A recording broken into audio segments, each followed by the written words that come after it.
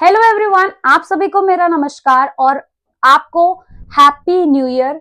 नए साल की बहुत बहुत शुभकामनाएं। आपका ये साल बहुत अच्छा जाए और ढेर सारी आपके जीवन में खुशियां लाए। तो आपका अपने चैनल पीआरटी तैयारी पर वेलकम है। मेरा नाम है मनीषा शर्मा और इस चैनल पे हम PRT preparation, DSSB, KVS, estate, CTET और भी टीचिंग रिलेटेड एग्जाम्स की बात करते हैं। तो रिसेंटली DSSB ने पीजीटी की वैकेंसीज की नोटिफिकेशन रिलीज की है। तो आज हम अपने पीआरटी और टीजीटी से रिलेटेड बात करेंगे, क्या वैकेंसी कब तक आ सकती है, कितनी वैकेंसीज आएंगी। ठीक है, तो बिल्कुल आप मेरे साथ जुड़े रहिए। छोटी सी वीडियो हम बनाने वाले हैं ताकि आपका ज्यादा टाइम वेस्ट ना हो और बहुत इंपॉर्टेंट बात मैं करने वाली हूँ।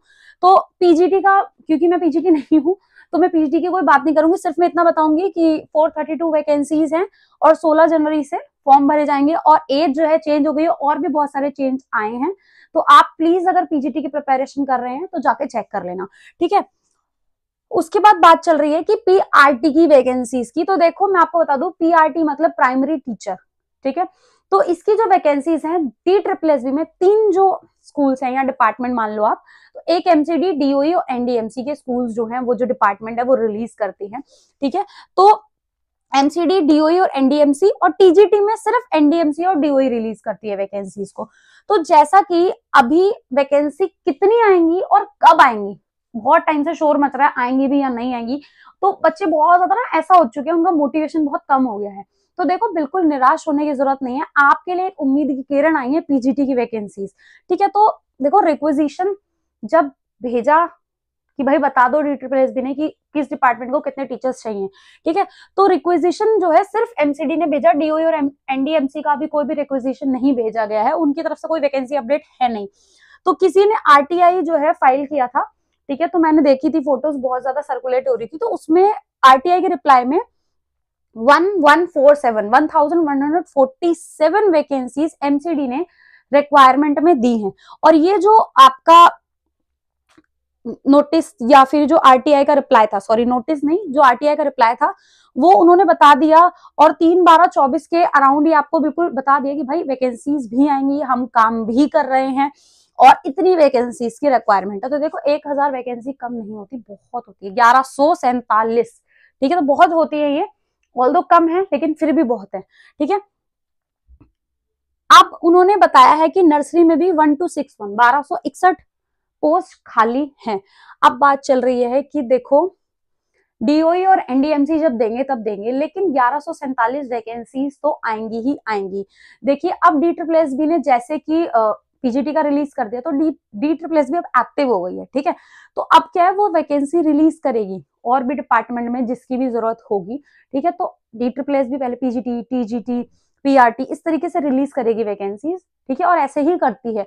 पर हालांकि अभी मेरे को पता चला था, मेरे से 2-4 लोगों की बात हुई थी कि टीजीटी की तो पहले के ही पेपर नहीं हुए, ठीक है। तो कोई बात नहीं, आप इस बार भी भरो और अच्छे नंबर से सिलेक्शन लो, ठीक है। तो टीजीटी की भी आएंगी और टीजीटी का हम बात नहीं करेंगे, अभी हम सिर्फ करेंगे पीआरटी की बात। तो पीआरटी का देखो, मैं थोड़ा सा, जो बच्चे नए हैं जिनको नहीं पता उनको मैं बता रही हूँ, इसमें 2 पार्ट होते हैं, part A part B. Part A भी 100 नंबर का होता है, पार्ट बी भी 100 नंबर का होता है। इसमें भी क्या होता है, 100 क्वेश्चन, इसमें भी 100 क्वेश्चन।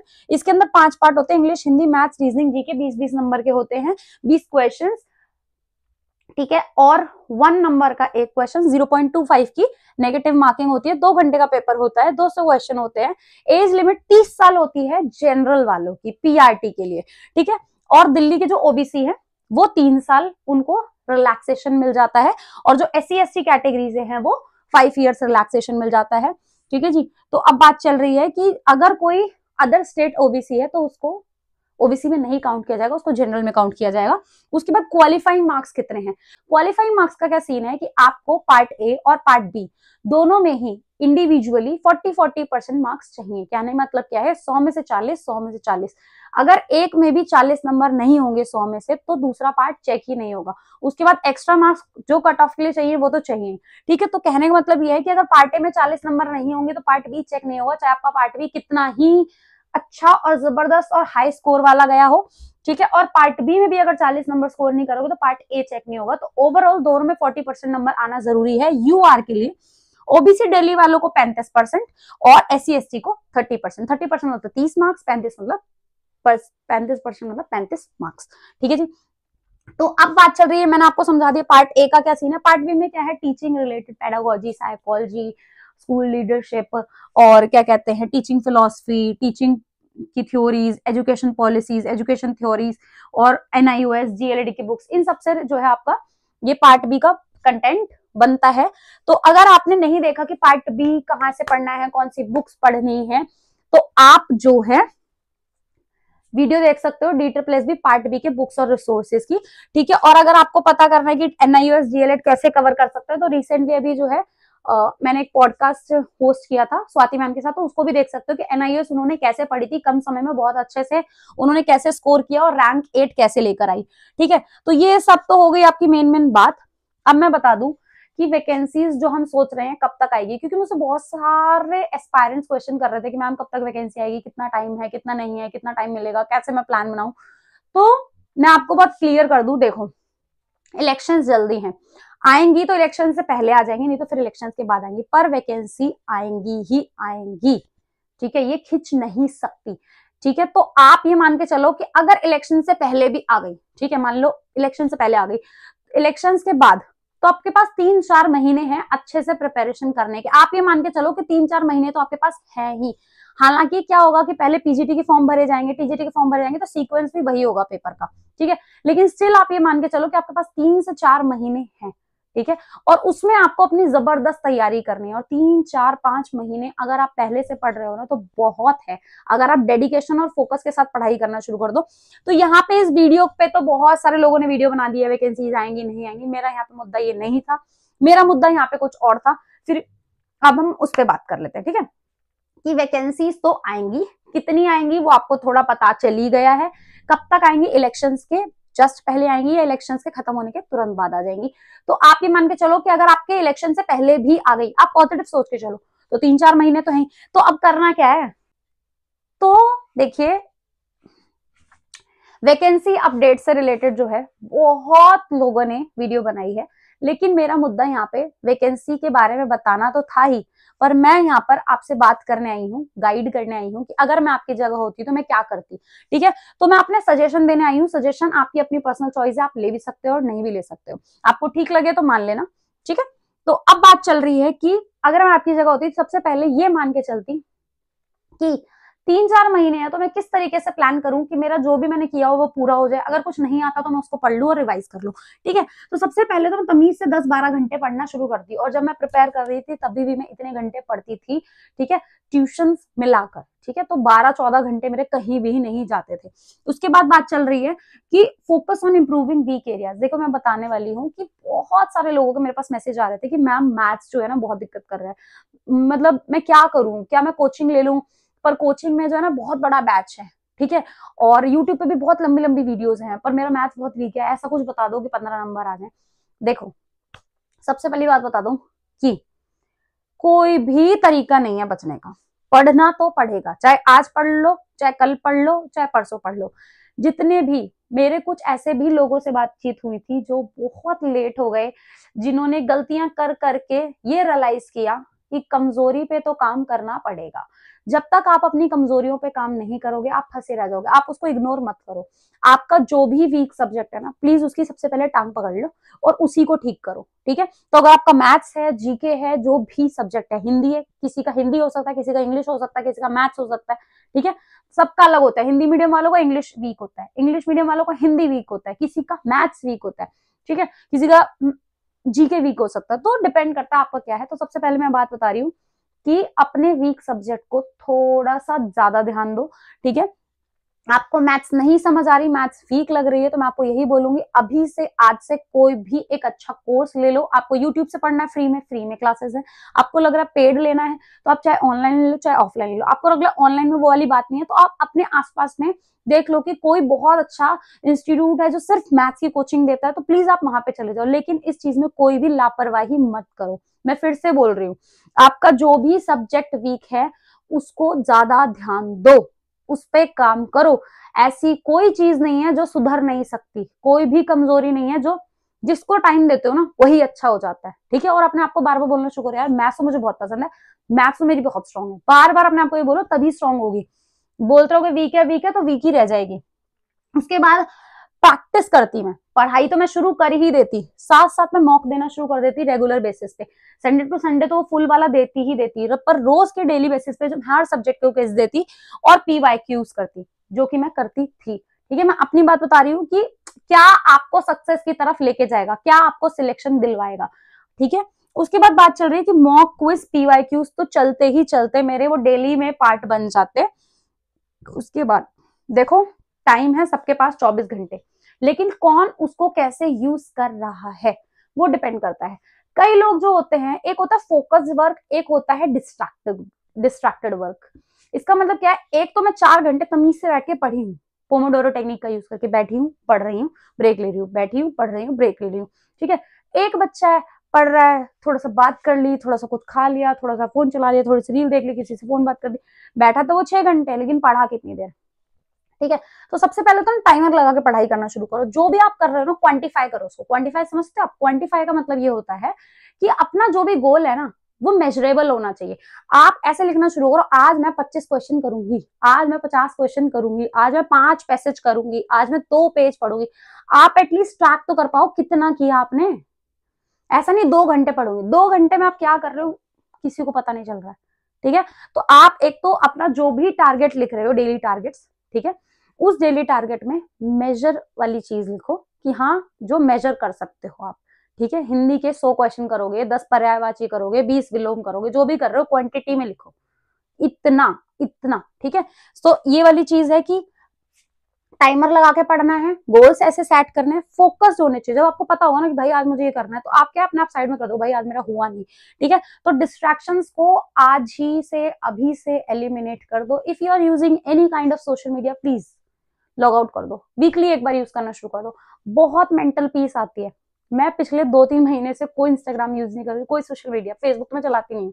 ठीक है, मतलब मेरे दिमाग में इतना मेंटल पीस है ना, बहुत मेंटल पीस है, बहुत सुकून आ जाएगा आपकी जिंदगी में। आप देखो आपकी पढ़ाई कैसे नहीं होगी। ठीक है, बाकी आपकी अपनी पर्सनल चॉइस है, मैं तो आपके मम्मी पापा हूं नहीं, मैं सिर्फ समझा सकती हूँ, एक राइट गाइडेंस दे सकती हूँ। आप सोशल मीडिया ड्रॉप करो, आप देखो आपका कितना टाइम सेव होगा, स्क्रीन टाइम कम होगा, मेंटल पीस आएगी और पढ़ाई ज्यादा अच्छे से होगी। ठीक है, और जो पहले से डिस्ट्रैक्शन कम करके बैठा है, तो आप, डिस्ट्रैक्शन सिर्फ सोशल मीडिया नहीं होता। ठीक है, देखो मैं आपको एक बात बताती हूँ, डिस्ट्रैक्शन वो है कोई भी ऐसी चीज जो आपको आपके गोल से दूर लेके जाए, चाहे वो आपका दोस्त हो सकता है, चाहे आपके घर का कोई परिवार का हो सकता है, कोई भी ऐसा चीज, इंसान, कुछ भी जो आपको अपने मेन गोल से डिस्ट्रैक्ट करे, थोड़ा सा टाइम खराब करे, थोड़ी सी एनर्जी खराब करे। और ऐसे लोगों से दूर हो जाइए जो आपको डिमोटिवेट करते हैं, आपकी होप को कम करते हैं, आपके अंदर आपका विश्वास कम करते हैं, या आपकी एनर्जी ड्रेन करते हैं। मतलब कि कहीं कहीं की बुराई करके, कहीं कहीं की चीजें करके आपकी भी एनर्जी ड्रेन होती है। तो प्लीज थोड़ा सा अपना सोशल सर्कल करना कॉन्शियस होकर चूज करो आप किसके साथ हो, क्योंकि उससे आपकी एनर्जी और आपकी मेहनत पे बहुत फर्क पड़ेगा, प्लीज। ठीक है, उसके बाद है टाइम मैनेजमेंट। टाइम मैनेजमेंट बहुत जरूरी है, जो भी आप कर रहे हो बहुत इंपॉर्टेंट है। मैं यहाँ पे थोड़ा सा समझाना चाहूंगी कि टाइम मैनेजमेंट क्या होता है। टाइम मैनेजमेंट इज अपने समय को इस तरीके से इस्तेमाल करना कि आप अपने प्रोडक्टिव टाइम में मुश्किल काम कर लो। जैसे कि कई लोग क्या होते हैं, सुबह बहुत फ्रेश होते हैं, तो वो मुश्किल काम सुबह ही कर लेते हैं। ठीक है, तो जैसे मैं सुबह उठती थी तो मुझे लगता था याद करने वाली चीजें, जो उठते ही मैं तो पहले रटने वाली चीजें करती थी, जैसे कि वोकैबुलरी होती थी वो याद करना, जीके रिवाइज कर लेती थी मैं जो पीछे पड़ी होती है। ठीक है, उसके बाद में ब्रेकफास्ट वगैरह करके इंग्लिश मैथ्स करती थी। सबसे पहले मैथ्स थोड़ा टफ होता है ना, दिमाग से होता है, फ्रेश माइंड। उसके बाद मैं साइकोलॉजी करती थी, फिर इंग्लिश करती थी, फिर शाम को दूसरा सब्जेक्ट, फिर दूसरा सब्जेक्ट। ठीक है, और सबसे एंड में रात को रीजनिंग प्रैक्टिस करती थी। ठीक है, जो 12, 1, 2 जो भी टाइम है, क्योंकि उस टाइम पे क्या है कि बैठ के करना है, बिस्तर में बैठो और कर लो। ठीक है, तो ये आपको अपने हिसाब से अपने आप को जानना होगा कि आप किस टाइम पे बेटर काम करते हो, कब आपका माइंड फ्रेश होता है। आपका रात को ज्यादा फ्रेश फील होता है, सुबह ज्यादा फ्रेश फील होता है। आपको अपने घर का माहौल भी देखना होगा, कब आप अच्छे से कौन सा सब्जेक्ट कर सकते हो। ठीक है जी, तो टाइम मैनेजमेंट ये है कि आप अपना टाइम थोड़ा सा मैनेज करना शुरू करो, किस तरीके से आप कौन सा सब्जेक्ट कब पढ़ोगे कि आपकी प्रोडक्टिविटी बढ़ेगी, आपका जो रिजल्ट्स हैं वो ज्यादा अच्छे आएंगे, आप ज्यादा प्रोग्रेस कर पाओ। और वो पढ़ाई में भी टाइम मैनेज करना है आपको, कौन सा सब्जेक्ट कितनी देर करना है। उसके बाद मॉक टेस्ट को में भी टाइम मैनेज करना आपको सीखना है। बार बार मॉक टेस्ट दो, जितना मॉक टेस्ट दोगे उतना ज्यादा आपको समझ आएगा कि कौन सी चीज में मेरा ज्यादा टाइम लग रहा है, कौन सी मेरे को कम लग रहा है, पेपर में जाके मैं कैसे मैनेज कर लूंगा। प्लीज आप मॉक देना शुरू करो, टाइम मैनेजमेंट को थोड़ा सा ऑब्जर्व करो, रिफ्लेक्ट करा करो, और अपनी पढ़ाई का भी डेली रिफ्लेक्शन रात को क्या करो, और अगले दिन का टारगेट सेट करो। ठीक है, तो आपको काफी हेल्प होगी। नेक्स्ट चीज बात करने वाले हैं हम, set daily targets and track progress. तो मैंने आपको कहा था, पता रिटर्न चीज लिखने से ना बहुत फर्क आता है।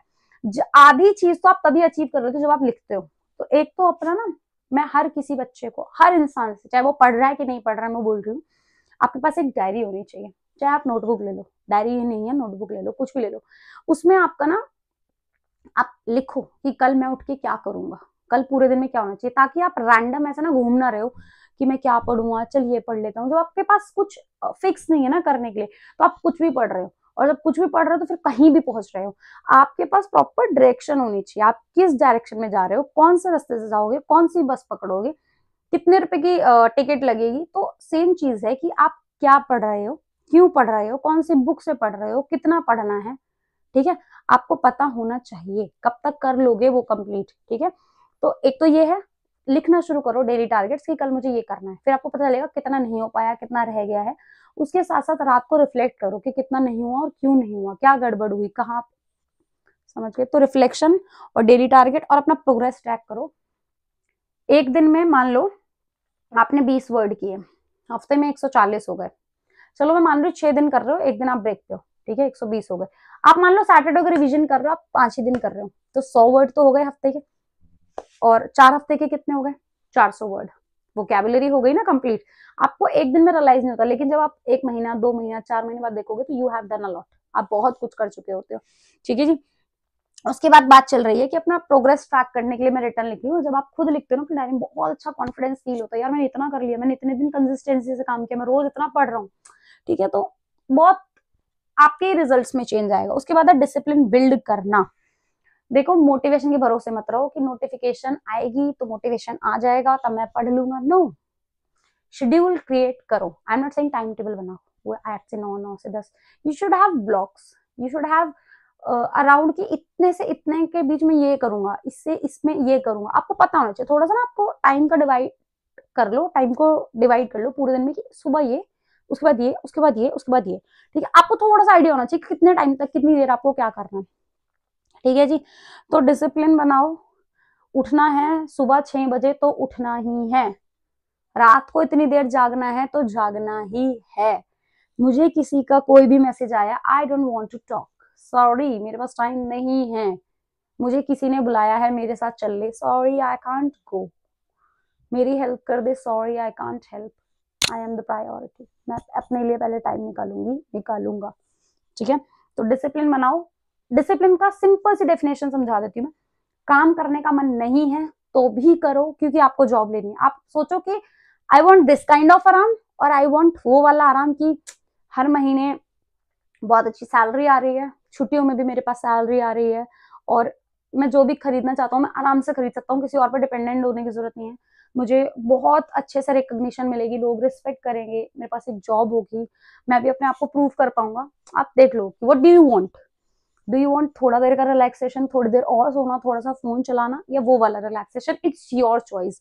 ठीक है, उसके बाद बात है कि फेल फॉरवर्ड। फेल होने से डरो मत, नंबर कम आ रहे हैं मुख में कोई बात नहीं, फेल फॉरवर्ड होने का मतलब है फेल होने से सीखोगे, गलतियां करोगे, उनको सुधारोगे, और फिर आप आगे बढ़ोगे। बिना गलती किए आप कभी भी कुछ नहीं सीख सकते। ठीक है, मैं अभी यूट्यूब पे आई हुई, पता नहीं मैं तो कितनी गलतियां करती हूँ, और उन गलतियों के चक्कर में मैं करना छोड़ दूं तो फिर मैं आगे कैसे बढ़ूं। बहुत सारी चीजें सीखी हूं मैं गलतियां करने से ही। तो आप भी मत डरो, गलती करना तो ना सोचो वाह आज तो मैं एक नई चीज और सीखी या सीखा। ठीक है, तो कोई बात नहीं, क्वेश्चंस गलत हो रहे हैं कोई बात नहीं, प्रैक्टिस नहीं हो पा रही सही से, तो आप और तरीका ढूंढो। ठीक है, हर दिन आपको सीखोगे, अपनी प्रिपरेशन में इंप्रूवमेंट लाओगे। उसके बाद है बहुत इंपॉर्टेंट बात मैं करने वाली हूँ। बहुत सारी वीडियोस देख ली, बहुत सारी मोटिवेशन वीडियोस देख ली, हमने सारी बात सुन ली मैम आपकी, but it will all B useless.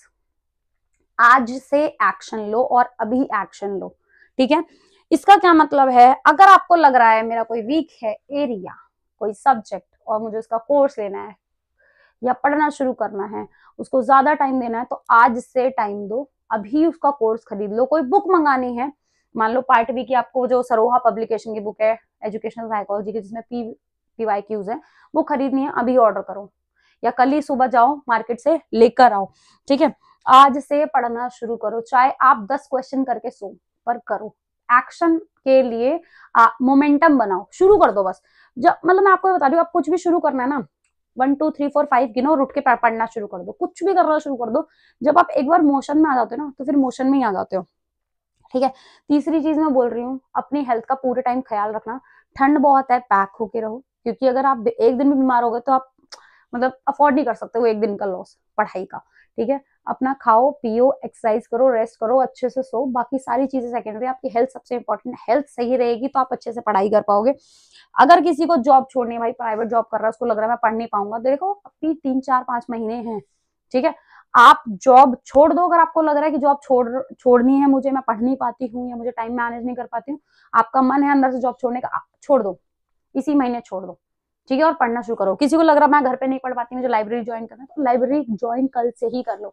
अभी डिसीजन लो और एक्शन लो, जो जो चीजें करनी है करो और पढ़ना शुरू करो। कल का इंतजार मत करो, कल कभी नहीं आएगा कि मैं थोड़ी देर बात कर लूंगा, इससे पूछूंगा उससे पूछूंगा, जो करना है करो, अपनी बात पे अड़िग रहो, ठीक है जी। ऐसे काम नहीं चलेगा। तो यहाँ तक मैंने आपको बात समझा दी है। एक चीज और मैं बोलूंगी, थोड़ा सा ना, कैसे बताऊं, ठीक है, बिल्कुल छोटा सा सजेशन है, एज अ बिग सिस्टर मान लो, या मैं अपने पास सेल्फ को सजेशन देना चाहूंगी, be aware of the things. बहुत सारी चीजें करो पढ़ाई के साथ साथ भी, जैसे कि आपको अकेले बैठे हो ना, कुछ नहीं हो रहा, अपने आप से इंग्लिश में बोलना शुरू कर दो, कोई एक टॉपिक उठा लो और इंग्लिश में बोलना शुरू कर दो। क्यों? क्योंकि केवीएस की भी वैकेंसीज आने वाली हैं, और मान लो आपका DSSB की तैयारी करते करते केवीएस भी निकल गया, फिर आप इंटरव्यू के लिए परेशान हो गए, इंटरव्यू क्या करूँ क्या करूँ। उस टाइम पे क्या होता है, बच्चों को इंग्लिश में कॉन्टिन्यूसली फ्लुएंसी से बोलने में बहुत दिक्कत होती है, तो प्रैक्टिस ना, इंग्लिश में फ्लुएंटली बोलना आज से शुरू करो। उस टाइम फिर कहते हो यार मेरे से अपने फ्रेंड को फोन करके इंग्लिश में बात करिए पूरा, तो आज से शुरू करो ना। कुछ चीजें ऐसी ज्वाइन कर लो जो आपको इंग्लिश एक्सेंट सिखाए, सही इंग्लिश गलत इंग्लिश सिखाएं, ठीक है। तो मतलब कुछ चीजें ऐसी ज्वाइन करो जिससे आपको सीखो ही, आपकी ऑलराउंड पर्सनालिटी डेवलप हो, ठीक है। कैसे बैठना है, कैसे उठना है, work on yourself, right. तो there is lot of things to develop you, to progress you, ठीक है। तो this was all my crux कि आज से अभी से एक्शन लो, डिसीजन लो और पढ़ना शुरू करो। आई एम विद यू अभी, तो मैं आप कंटिन्यूअसली आपके लिए वीडियोस लाती रहूंगी, ठीक है। तो थैंक यू सो मच यहाँ तक देखने के लिए। अगर आपका कोई भी क्वेरी है तो आप कमेंट में बता सकते हो। अगर आप नए हैं चैनल पर तो सब्सक्राइब करो, ठीक है। और अगर आपने टेलीग्राम ज्वाइन नहीं किया हुआ तो टेलीग्राम चैनल ज्वाइन कर लो। Thank you so much, bye bye.